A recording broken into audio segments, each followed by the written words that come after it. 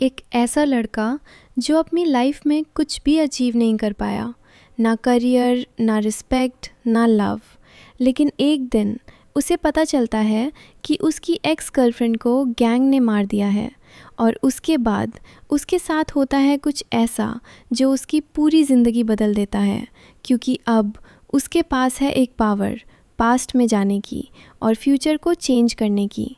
ये है story Tokyo Revengers की। स्टोरी स्टार्ट होती है ताकेमिची हनागाकी से, एक 26 साल का लड़का जो अपनी लाइफ में टोटली लूज़र बन चुका है।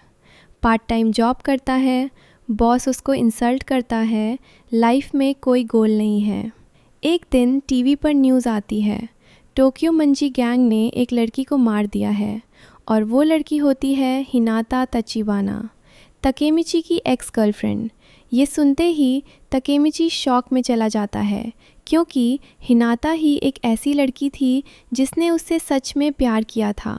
अगला दिन ताकेमिची ट्रेन प्लेटफॉर्म पर खड़ा होता है और अचानक कोई उसे पुश कर देता है।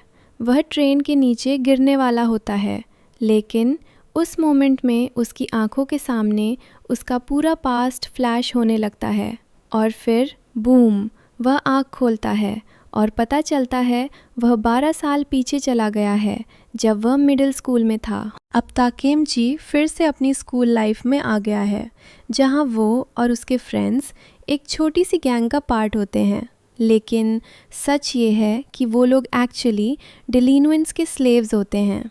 उन्हें एक डेंजरस गैंग के लिए काम करना पड़ता है और वही गैंग फ्यूचर में टोक्यो मंजी गैंग बन जाती है। यहीं से ताकेमिची समझता है अगर उससे हिनाता को बचाना है तो उससे पास्ट को चेंज करना होगा। ताकेमिची रियलाइज़ करता है उसने अपनी लाइफ में कभी फाइट नहीं की, कभी स्टैंड नहीं लिया, इसी वजह से वो लूज़र बन गया।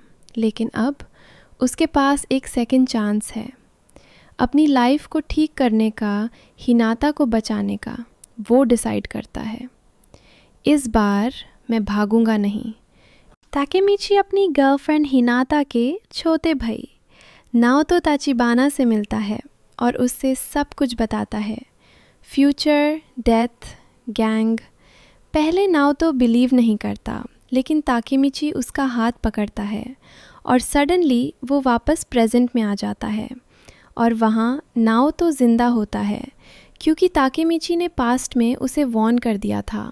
अब ताकेमिची समझ जाता है वो पास्ट को चेंज कर सकता है और फ्यूचर भी बदल सकता है। लेकिन प्रॉब्लम ये है, टोक्यो मंजी गैंग बहुत पावरफुल है और उसका लीडर मंजीरो सानो एक डेंजरस नाम है। क्या ताकेमिची इतनी बड़ी गैंग को रोक पाएगा? क्या वो हिनाता को बचा पाएगा? ये सब हम देखेंगे नेक्स्ट पार्ट में। ताकेमिची अब पास्ट में वापस आ चुका है। इस बार उसका गोल क्लियर है, टोक्यो मंजी गैंग के अंदर घुसना और हिनाता की डेथ को रोकना। लेकिन ये काम इतना इजी नहीं है, क्योंकि स्कूल के डेलिन्युएंट्स का वर्ल्ड बहुत ही ब्रूटल है। यहाँ रिस्पेक्ट मिलता है सिर्फ पावर से और ताकेमिची अभी भी एक वीक लड़का है। एक दिन अचानक ताकेमिची और उसके फ्रेंड्स के सामने आते हैं मांजीरो सानो, केन ryuguji। माइक देखने में एक नॉर्मल छोटा सा लड़का लगता है, लेकिन उसकी आंखों में एक अजीब सा कॉन्फिडेंस है और ड्रेकन उसके साथ खड़ा एक strong dangerous fighter. Takemichi shock में पड़ जाता है, यही लोग फ्यूचर में उसकी लाइफ डिस्ट्रॉय करने वाले हैं। तभी एक दूसरा गैंग लीडर कियोमासा सीन में एंटर होता है। वो लोगों को फोर्स करता है इलीगल फाइट्स करने के लिए और ताकेमिची के फ्रेंड्स को भी पिटवाया जाता है। ताकेमिची के अंदर गुस्सा आता है, लेकिन वो डर भी रहा होता है। फिर भी इस बार वो भागने के बजाय खड़ा रहने का डिसीजन लेता है। ताकेमिची कियोमासा के सामने खड़ा हो जाता है। सब लोग शॉक्ड हो जाते हैं, क्योंकि ये वही लड़का है जो हमेशा डर के भाग जाता था। कियोमासा उसे मारना स्टार्ट करता है बहुत बुरी तरह, लेकिन ताकेमिची गिरने के बाद भी वापस खड़ा होता है, फिर गिरता है, फिर उठता है। ये देखकर माइकी और ड्रेकन इम्प्रेस हो जाते हैं। फाइट के बाद माइकी ताकेमीची के पास आता है और कहता है, तुम इंटरेस्टिंग हो। उस मोमेंट पर ताकेमीची समझ जाता है ये उसका चांस है।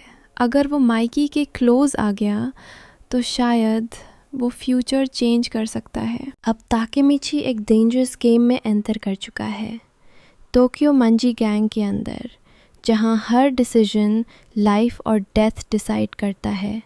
और सबसे बड़ा सवाल, क्या माइकी सच में विलन है या उसके पीछे कोई और सच छुपा है?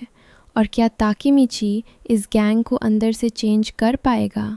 नेक्स्ट पार्ट में और भी इंटेंस फाइट्स और सीक्रेट्स रिवील होंगे।